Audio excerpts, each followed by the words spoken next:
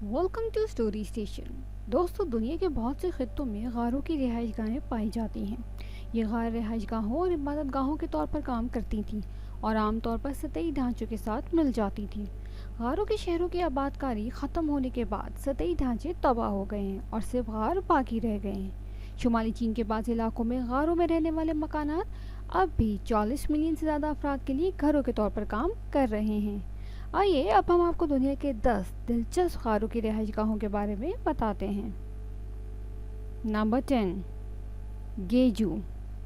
ये जगह सबसे पहले 1984 में डोंगमी गांव के करीब यांकिंग country cultural relics management office की तरफ से किए गए एक सर्वे के दौरान दरियाफ्त की गई थी। इसके बाद से ये जो कौमी कलीदी सकाफती आसार के तहफ़्फ़ुज़ के यूनिट के साथ रजिस्टर है, जो अवामी जमहूरिया चीन के रियासती कौंसिल की तरफ से गैर मनकूला सकाफती आसार के लिए मंजूर करदा आला तरीन तहफ़्फ़ुज़ की सतह है। ये जो यांकिंग फेंशन बेसन के शुमाली किनारे पर वाक़ है, जो 110 मिलियन साल पुराने ग्रेनाइट पर मुश्तमिल एक जियोलॉजिकल इलाका है, जो इस वक्त बना जब मैग्मा बड़ी मिकदार में डायबेस रॉक के ज़रिए ऊपर की तरफ दाखिल हुआ।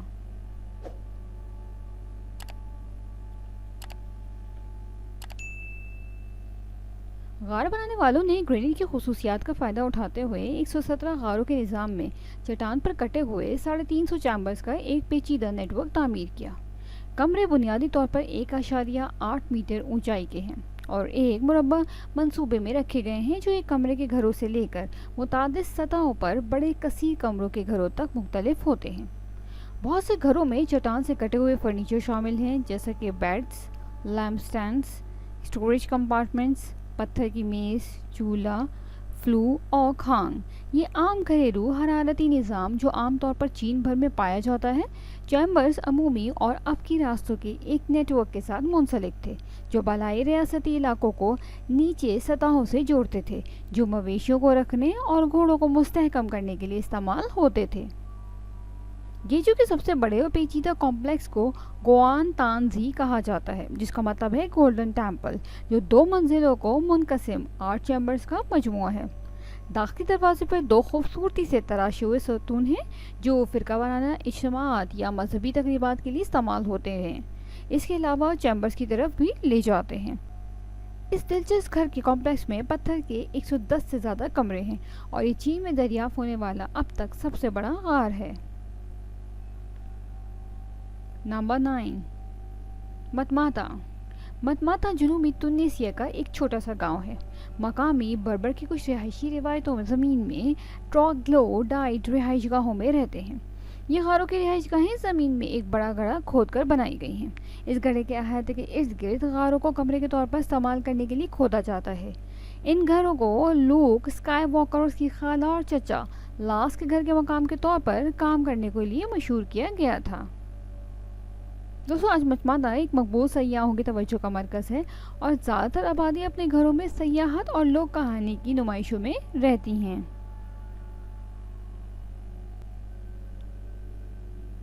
Number 8, Bamiyan. शारा रेशम में वाक़ई है, जो वादी बामियान में हिंदू कुश के पहाड़ी इलाकों से गुजरता है।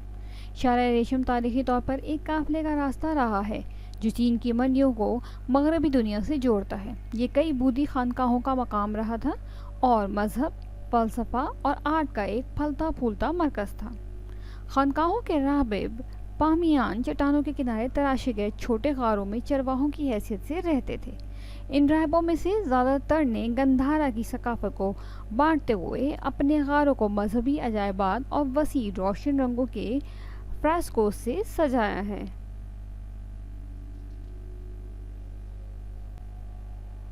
इनमें से 2 सबसे नुमाया मुजस्मे बुद्ध वेरुचना और साइकेमिनी गौतम बुद्ध के देवकामत मुजस्मे थे, जिनकी शनाख्त मुख्तलिफ म्योड्रास से हुई थी। महात्मा बुद्ध, जिसे 1600 के नाम से जाना जाता है, इसकी लंबाई 55 मीटर और शामामा की लंबाई 38 मीटर थी। जिन जगहों पर मुजस्मे खड़े थे वो नीचे से ऊपर तक बिला तरतीब 38 और 58 मीटर लंबे थे। नंबर 7, सासी दी मतेरा। इटालियन शहर मतेरा के 2 अजला हैं। पैलेओलिथिक दौर से आबाद अपने कदीम गारों की रिहाइश गाहों के लिए मशहूर हैं। فورڈن نے سانسی کو یورپ کے سب سے منفرد مناظر میں سے ایک کے طور پر بیان کیا ہے۔ روپیسٹرین چرچز کے پارک کے ساتھ اسے 1993 میں یونیسکو کی طرف سے عالمی ثقافتی ورثہ قرار دیا گیا تھا۔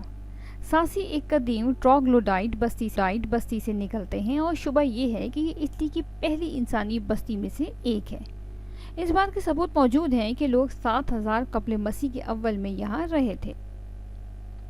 سانسی وہ گھر ہیں جو کھال کھیرنیٹک چٹان میں کھو دیے گئے تھے، جو باسالیکیٹ اور اپولیا کی خصوصیت ہے، جسے مقامی طور پر ٹوفو کہا جاتا ہے۔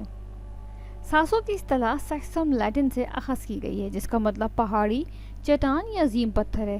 1950 کی دہائی میں حکومت نے سانسی کی زیادہ تر آبادی کو زبردستی ترقی پذیر جدید شہر کے علاقے میں منتقل کر دیا، تاہم کچھ لوگ سانسی میں اسی طرح رہتے ہیں جیسے ان کے آباء و اجداد 9000 سال پہلے یہاں رہتے تھے۔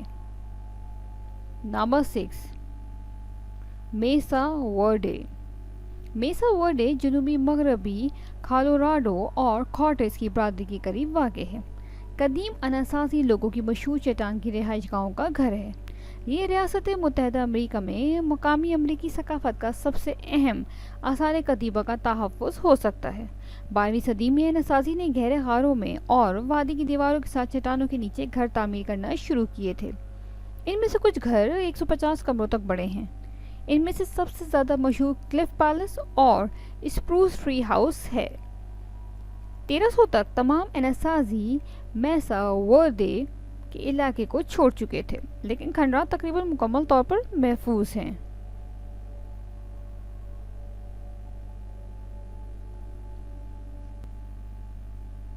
نمبر 5، بینڈائی اگارا اسکارپمنٹ۔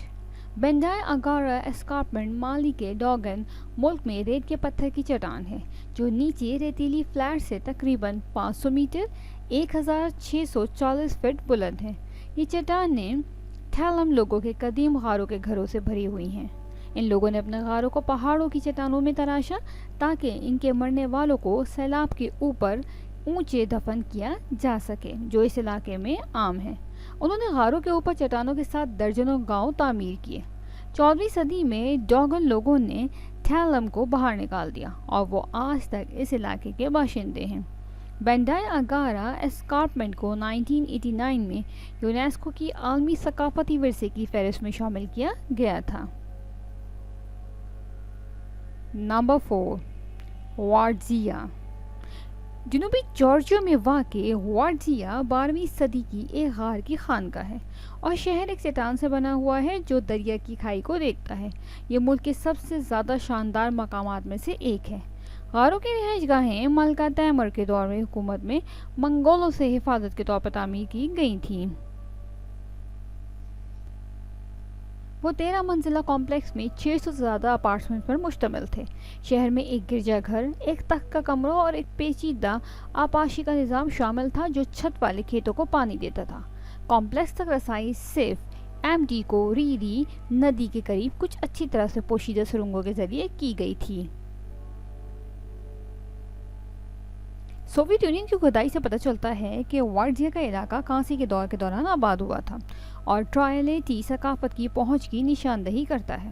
کم از کم 5ویں صدی قبل مسیح سے دریائے کورا کے کنارے واقع غاروں کی بستیاں مشہور ہیں، جبکہ جارجین کرسچینٹی کی تنازع میں چٹان کاٹنے والے فن تعمیر کو 6 صدی عیسوی سے زیڈ زینی اور گارڈزی سے جانا جاتا ہے، اور زیادہ مقامی طور پر وینس کیوا بیبی، مارگستانی اور چولتا سے جانا جاتا ہے۔ 8ویں صدی عیسوی سے وارڈزیا میں 4 مختلف تعمیراتی مراحل کی نشاندہی کی گئی ہے۔ آج وارڈزیا کی دیکھ بھال راہبوں کے ایک چھوٹے سے گروپ کے ذریعے کی جاتی ہے اور ایک چھوٹی سی فیس کے لیے اس کا دورہ کیا جا سکتا ہے۔ نمبر 3، کنڈا ون۔ ایران کے مشرقی آذربائیجان صوبے میں واقع کنڈا ون 13ویں صدی کا ایک پراسرار گاؤں ہے۔ کنڈا ون کے قریب بہت سے گھروں کو کونے کی شکل کے قدرتی طور پر بننے والے کمپریسڈ آرٹیفیشل راک کی تشکیل میں واقع غاروں میں بنایا گیا ہے۔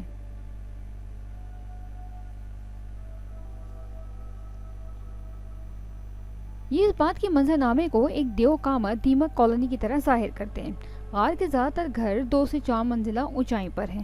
ایک عام 4 منزلہ گھر میں گراؤنڈ فلور کو جانوروں کی پناہ گاہ کے طور پر استعمال کیا جاتا ہے، اگلی 2 منزلوں کو رہائشی علاقوں کے طور پر استعمال کیا جاتا ہے اور اوپری منزل کو ذخیرہ کرنے کے لیے استعمال کیا جاتا ہے۔ ستونوں کا سخت مواد ایک مؤثر انسولیٹر ہے اور غار کے گھر موسم گرما میں ٹھنڈے اور موسم سرما میں سرد رہتے ہیں۔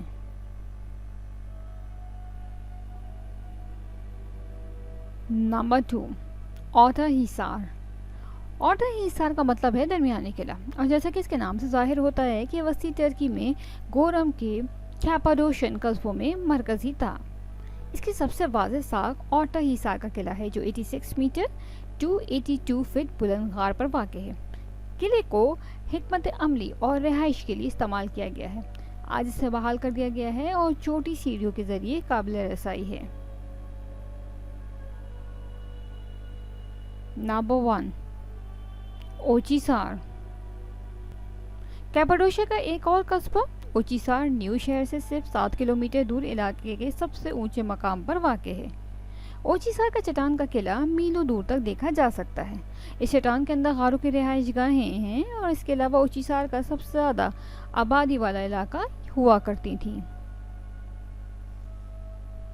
گہری وادیاں اور اونچی چٹانیں گھروں، چیپلز، مقبروں اور پورے زیر زمین شہروں سے بھری ہوئی ہیں جو قدرتی زمینی شکلوں میں ہم آہنگی سے نقش کیے گئے ہیں۔ کیپاڈوشیا والی چٹانوں کی تشکیل آتش فشاں پھٹنے، کٹاؤ اور ہوا سے بنی تھی۔ تقریباً 3 ملین سال قبل آتش فشاں پھٹنے سے 1500 مربع میل کے علاقے میں راکھ کی ایک چادر جمع ہوئی تھی جو ایک نرم چٹان کی شکل اختیار کر گئی تھی۔ اگرچہ اس علاقے کو صدیوں سے انسان نے بڑے پیمانے پر استعمال اور تبدیل کیا ہے، لیکن اس کے نتیجے میں پیدا ہونے والے منظرنامہ قدرتی زمینی شکلوں کی اندرونی اقدار کی ہم آہنگی اور غور و فکر میں سے ایک ہے۔ لیکن قدیم فن تعمیر کی مہارت قریب کے زیر زمین شہروں کے علاوہ ڈیرن کویو اور کائماکی سے کہیں زیادہ نظر نہیں آتی۔ تو کیسے لگی آپ کو دنیا کے غاروں کی یہ رہائش گاہیں؟ کامنٹ باکس میں اپنی قیمتی رائے سے ہمیں ضرور آگاہ کیجیے گا۔ ویڈیو پسند آئی ہو تو ویڈیو کو لائک کر دیجیے گا، چینل کو سبسکرائب کر دیجیے گا اور بیل آئیکن کو کلک کر دیجیے گا تاکہ آنے والی ویڈیو کی نوٹیفیکیشن آپ کو مل سکیں۔ ملتے ہیں نیکسٹ اسٹیشن میں۔ اپنا بہت خیال رکھیے گا۔ Take care.